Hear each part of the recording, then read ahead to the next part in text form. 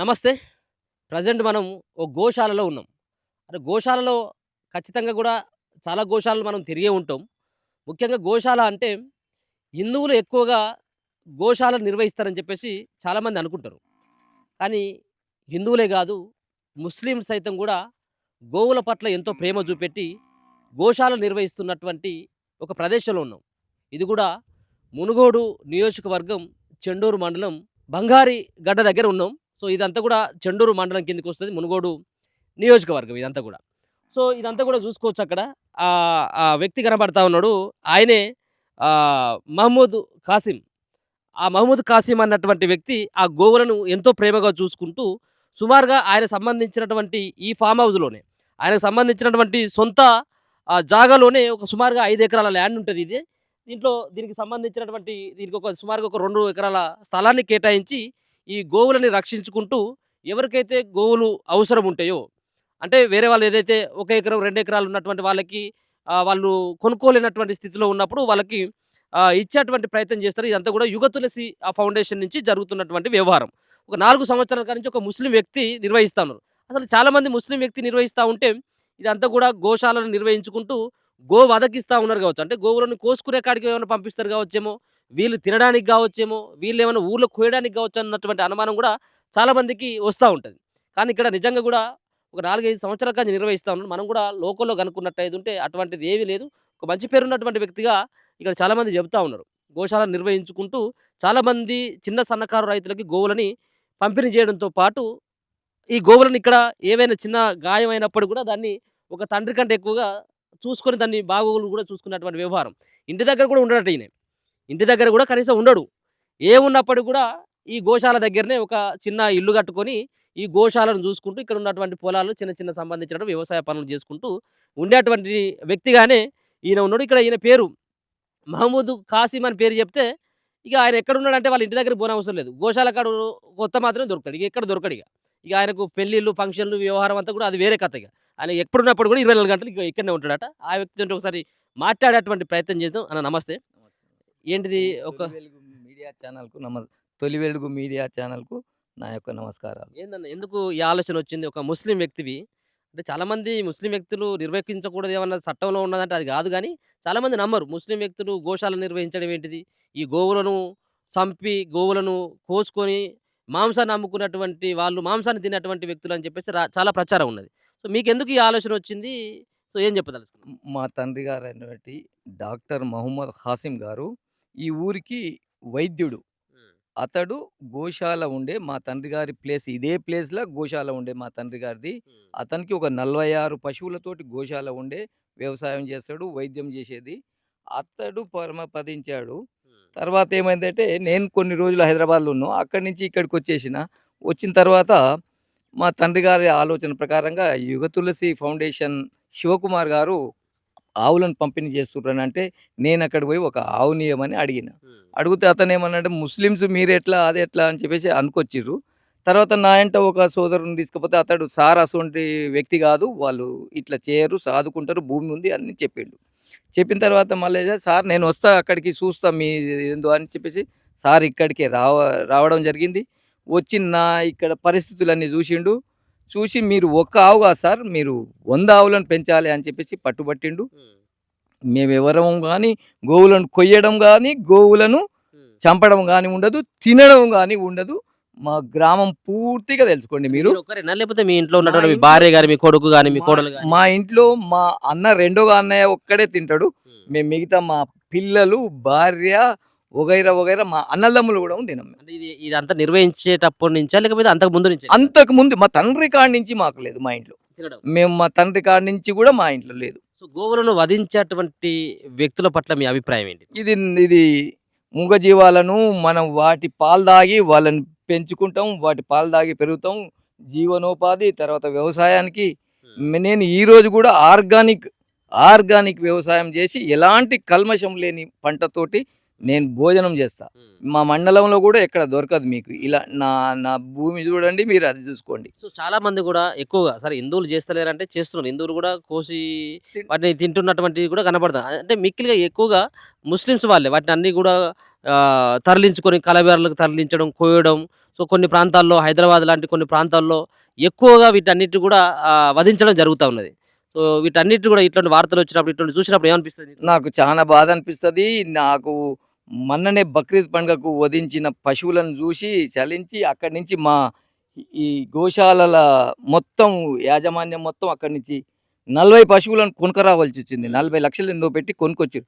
అక్కడి నుంచి ముస్లింల దగ్గర నుంచి కొనుక్కున్న పశువును నేను అక్కడి నుంచి నాకు ఒకటి డొనేట్ చేశారు. హ్మ్. నా మీద అంత నమ్మకం ఉండి ₹1,00,000 పశువును నాకు చేశారు. హ్మ్. ఈ గోశాలల ఈ పశువుల అభివృద్ధి కొరకు హ్మ్. ఆంబోతు లెక్క తీసుకొచ్చారు. ఓకే. అట్లా ఎన్ని ఎన్ని తెచ్చి- పంపించేసినావు ఇక్కడికి 4, 5 సంవత్సరాలు? మినిమం 450 450 పశువులను పంపిణీ చేసిన పరిస్థితులను బట్టి ఒక 100 పశువుల వరకు చనిపోయినాయి. అది పేపర్ సాక్షిగా, జేసీబీల సాక్షిగా, సార్కు ప్రతి ఫోటో మా సార్కి నేను ఎన్ని ఉంటాయి ఇప్పుడు మీ దాంట్లో? మినిమం ఇప్పుడు ప్రజెంట్ 100 ఉంటాయి సార్. 100 ఉంటాయి. 100 ఉంటాయి. ఏంటిది మరి దీనికి గడ్డి గాని వీటికి మిగతా అంత గ్రాసం గాని ఎట్లా? ప్రజెంట్ మాత్రం పూర్తిగా మా పిల్లలు సహకరిస్తారు. హ్మ్. మాకు ఫీల్డ్ ఉంది. గడ్డి ఎవరన్నా మీలాంటి వారికి ఎవరికన్నా ఇస్తే వాళ్ళు ఒక 10, 20 కట్టలు వాళ్ళు డొనేట్ చేస్తారు. హ్మ్. ఒక్కొక్కరు 30 కట్టలు డొనేట్ చేస్తారు అంతే. సో వీటన్నిటి కూడా సాధారణం భారం అని చెప్పేసి అంత నాకెందుకులే అని అనిపించింది ఎప్పుడైనా? అనిపించి మళ్ళా మధ్యన కొంచెం పశువులను మొత్తం సార్కు మళ్ళీ రిటర్న్ పంపించేసిన. పంపించేసినావు. పూర్తిగా పంపించేసిన. హ్మ్. వ్యాధిగ్రస్తులైన జంతువులనే అన్నీ ఆరోగ్యవంతమైనవి సార్కు పంపించేసిన. హ్మ్. వ్యాధిగ్రస్తులైనవి చావు బతుకులో ఉన్నటి 40 పశువులనే ఉంచుకున్నా. ఎన్ని కుంటుతున్నాయి? కుంటుతున్నాయి, దెబ్బలు ఉన్నాయి. దెబ్బలున్నాయి. ఆ 40 ఇట్లల్లో మినిమం ఒక 20 చనిపోయినాయి కూడా. ప్రతి ఫోటో ఓకే. సార్కు పంపించిన. హ్మ్. మిగతా 20 వాటితోటి మెల్లమెల్లగా నడిపించుకుంటున్నా. మళ్ళీ ఒక వెహికల్ పోలీసు వాళ్ళు పట్టుకొచ్చి ఇచ్చిర్రు. హ్మ్. మళ్ళీ ఒక 20 మళ్ళీ 25 అయినాయి. మళ్ళీ ఒక పోలీసు వాళ్ళు మళ్ళీ పట్టుకొచ్చి ఇచ్చిర్రు. ఇప్పుడు ప్రజెంట్ ఇప్పుడు కొన్ని 40 ఉండే, ఇప్పుడు 100కి అయినాయి సార్. ఏమనిపిస్తది వీటన్నిటి కూడా అంటే ఈ మధ్యలో నువ్వు తిరుగుతా ఉంటే నాకు ఎట్లాంటి ఫీలింగ్ ఉంటుంది నీకు? నాకు పిల్లలుండ్రు, చదివించుకున్నా. నాకు ఏ ఆస్తి అవసరం లేదు. గోవులతోటి హ్మ్. చదువుకోవాలి. గోవులు అంటే నాకు ప్రాణం. గోవులతోటి నాకు ఇట్లా ఆ. ఈ గోవు అంటే ప్రాణం. అంతే. ఆ. ఈ గోవు అంటే ప్రాణం అంతే. ఎమోషనల్ అవుతున్నట్టుంది కదా? గోవు అంటే ప్రాణం సార్. అంతే. గోవు. ఎందుకు గోవులను పెంచాలన్నటువంటి నా ఆలోచన? తండ్రి గారి ఆశయం అది. అంతే. నా తండ్రి గారి ఆశయం వల్ల నేను గోవులను అంతే. ఇప్పుడు మరి మీరేమో ముస్లిము. ముస్లిం. సో మీ ఉన్నటువంటి మీ ఇస్లాం మతము సో ఏమని మీకు మీ మీ సంఘ పెద్దలు కావచ్చు, మీ కుల పెద్దలు కావచ్చు, మీ మతానికి సంబంధించినటువంటి వాళ్ళందరూ కూడా ఏమన్నా ఎందుకు నీకు అని చెప్పేసి ఏమన్నా? అక్కడ ఫ్లాగ్ కూడా పెట్టిన, ఆ. గోమాత ఫ్లాగ్ కూడా పెట్టిన. ఇంకా ఎక్కువ చుట్టూ చాలా ఉండే. ఆ ఫ్లాగ్ కూడా పెట్టిన. ఎవరు నాకు ముస్లిమ్స్ ప్రశ్నిస్తే మీరు చేస్తున్నారు కదా, ఒక తప్పు చేసిన ఒక్కొక్కరిని వధిస్తారు, కొట్టుతందుకు పోతారు, ఒకటి చంపుతందుకు పోతారు, అది తప్పు కాదా? గోవును పెంచితే తప్ప? నేను మంచి పని చేస్తున్నా, మీరు ఎన్నో చెడు పనులు చేస్తున్నారు, అది తప్పు కాదు కానీ ఇది తప్ప అని నేను ఎదురు ప్రశ్నిస్తా. నాకు ఎవరు ఆన్సర్ ఇవ్వలేకపోతారు, ఎవరు ఆన్సర్ ఇవ్వలేరు. నేను వాళ్ళకి ప్రశ్నిస్తాను సార్. సో మరి దీన్ని పెంచినందుకు నిన్ను అంటే ఈ బహిష్కరణనో లేకపోతే నువ్వు మాజిద్కి రావద్దనో లేకపోతే ఇంకా ఒక రకమైనటువంటి ఎప్పుడన్నా అట్లాంటి నన్ను అలాంటి బహిష్కరణకు వాళ్ళకి శక్తి లేదు, వాళ్ళు చేయలేరు. అట్లాంటి చేస్తే డైరెక్ట్ నేను హిందూ వాహిని తీసుకొచ్చి ఈడ నిలబెడతాను నేను. సో ఇంత పెద్ద ఎత్తున ఈ ఫాము నిర్వహించడం, సో ఇంట్లో వాళ్ళు మీ భార్య ఎప్పుడైనా ఏంటిది ఇల్లు అంతా వదిలిపెట్టేసి ఏంటిది ఇదే అనడానికి ప్రపంచం అవసరమా అని చెప్పేసి? నా భార్య కానీ నా పిల్లలు కానీ ఎవరు ఆబ్జెక్షన్ చెప్పరు. వాళ్ళు బ్రతుకుతుండ్రు. నాకు ఉపాధి వేరే రకంగా ఏదో వస్తుంది, వ్యవసాయం ఉన్నది. నేను తృప్తిగా నేను ఇది చేసుకుంటున్నా. సార్ వదిలిపెట్టినాక కూడా ఇప్పుడు 2 సంవత్సరాల నుంచి కంటిన్యూగా నా స్వయం శక్తితోటి నేను ఇప్పుడు యువతులతో సంబంధం లేదా? ఈ యువతులతోటి సంబంధం లేదు. పేరు మాత్రం అతని పేరు తీసేయకూడదు, వేరే పేరు పెట్టుకోమని చెప్పిండు సారు. నేను అదే పేరు వాడతానని చెప్పేసి యుగ తులసే పెట్టుకున్నా. సర్వదేవతల గోమాత నా సింబల్ పెట్టుకొని కూడా కొత్త ఫామ్ లెటర్ ప్యాడ్ కొట్టించి పెట్టిన. సో ఇక్కడనే ఉంటారా మరి మీరు అంతా కూడా? ఇక్కడనే night, day and night. Day కాదు, నైట్ బి ఇక్కడనే ఉంటా. గోవుల కాపలే ఉంటా. ఓకే. ఎప్పుడన్నా మీకు బాగా నిన్ను గుర్తుపట్టి బాగా చాలా రోజుల కానించి నీ గోశాలలో ఉండేటువంటి గోవులు ఏమైనా ఉన్నాయా? నిన్ను చూసి అంటే పరిగెత్తుకుంటూ వచ్చేటువంటి గోవులు కూడా ఉన్నాయా ఇక్కడ? దీంట్లో ఉంటాయి సార్. దీంట్లో ఉంటాయి గానీ పక్కకు పోయినోడు వాడు హిందూ అయినా ఏం చేస్తుండో తెలవదు. ముస్లిమ్స్‌కు ఇక్కడ ఒక్కటి అంటే ఒక్కటి గూడా మా బంధువులు వచ్చిర్రు. ఎవరెవరో ఊర్ల నుంచి ప్రతి ఒక్కరు వస్తారు. కానీ ఏ ముస్లింకు ఇంతవరకు ఒక్కటి గూడా ఇవ్వలే. ఇవ్వలేదు. ఆ! ఎవ్వరు ఎంత పైరవీలు చేసుకొచ్చినా ఈవెన్ కొంతమంది చెప్పకూడదు. పోలీసు వాళ్ళు గూడా వచ్చిర్రు. ఆ! ఒక బచ్చికి షాదియే దేవ్ అని గూడా వచ్చిండు. ఓకే. ఆ! నేను ఇవ్వనని చెప్పి. ఓకే. అట్లా. సో, ఎట్లా మరి మిగతా ఉన్నటువంటి ముస్లిమ్స్‌కి గాని, హిందువులకు గాని కోసుకు తింటున్నటువంటి వాళ్ళకి ఏమని చెప్తారు మీరు? మీ మీ దగ్గర నుంచి వచ్చేటువంటి మెసేజ్? అయితే ప్రభుత్వం ఏమన్నది హైకోర్టు ఇచ్చింది ఆర్డర్స్ ఆ ప్రకారంగా ఏదన్నా బలహీనమైన ఏవైనా పశువులు ఉంటే కోసుకోండి కానీ ఈ హెల్దీగా ఉన్న ఇలాంటి వ్యవసాయానికి అక్కడికొచ్చే గోమాతలను హ్మ్. వధించకూడదని నా మహమ్మదీయ సోదరులకు హ్మ్. తొలి వెలుగు ఛానల్ ద్వారా నేను వాళ్ళని నమస్కరించి వేడుకుంటున్నాను. సో, మీ కళ్ళ ముందట గోవులు చనిపోయినప్పుడు మీ నేను బాధ నా ఎప్పుడు? కళ్ళతోటి ఇంతవరకు చూడలేదు సార్ నేను. ఆహా! వాటిని ఎలాంటి పశువును అజాగ్రత్త పరచకుండా శ్మశానానికి క్రేన్ తీసుకొచ్చి మనిషిని ఎలాగైతే పూడుస్తారో అదే విధంగా పూడ్చి అలాంటి మీకు ఎన్ని ఫోటోలు చూపించమంటే చూపిస్తాను. నా దగ్గర అన్ని ఫోటోలు ఉన్నాయి. మీ గ్రామస్తులు ఏమంటారు? ఏం పని లేదనా నీకు మహబూబ్? కొంతమంది సార్ ప్రతి ఒక్కరికి ఎంత మంచి చేసినా కూడా ఒకడు వ్యతిరేకుడు ఉంటాడు. ఉంటాడా? హ్మ్.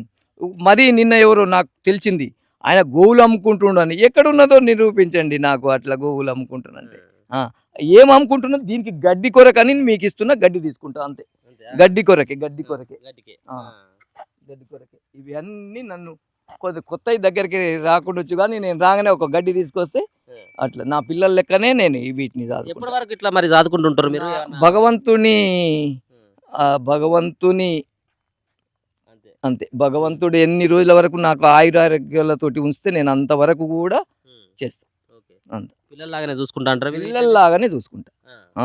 అదే గాదు సార్ ఇప్పుడు కొంచెం సేపయితే ఇక తీసుకొని పోయి మేపుకొని రావడానికి గూడా పోతా. పోతావు. నా వేషధారణ ఇంకొక రకంగా యేసుకొని గూడా పోతా. బయటికెళ్ళినప్పుడు కొంచెం వేరే రకంగా. వేరే రకంగా పోతా సార్. వీటన్నిటిని కూడా నువ్వే దగ్గరుండి కూడా అవసరమైతే ఉంటే మేపడానికి కూడా పోతావు. మేపడానికి పోతా. మేపడానికి కూడా పోతావు. ప్రతిరోజు పోతా సార్. అవసరానికి అవునా? గాదు ప్రతిరోజు ప్రతిరోజు. నేను గో కాపరిని నేను. హ్మ్. ఆ! అంతే. ఆ! ఎవరైనా వచ్చిరనుకోండి పూజ కార్యక్రమాలు గోమూత్రము, గోపాలు ఎలాంటి ఒక్క రూపాయలు తీసుకోకుండా గోవు పాలిస్తా, పూజలకు మూత్రం ఇస్తా. ఓకే. మీరు చేస్తారా ఏమన్నా గోపూజ ఇంట్లో వాళ్ళు ఎవరన్నా మీరేమైనా చేస్తారా గోపూజ? గోవు పూజ చేయం సార్ ఇంట్లో చేయం గానీ ప్రతి హిందూ దేవాలయాలను కూడా మేము గౌరవిస్తాం, పూజిస్తాం, పోతాం. Okay. Right. Thank you. All the best. ఎప్పుడు ఇట్లనే ఉండాలి. Thank you. సో, మనం ఈ రోజులలో సో, గోవుని హిందువులే పూజిస్తారు. గోవుని హిందువులే రక్షిస్తారనేది దానికి సో, దానికంటే భిన్నంగా ఇక్కడ వ్యక్తి కనపడతాడు కాబట్టి కొంత ఇంట్రెస్ట్‌గా ఉంది.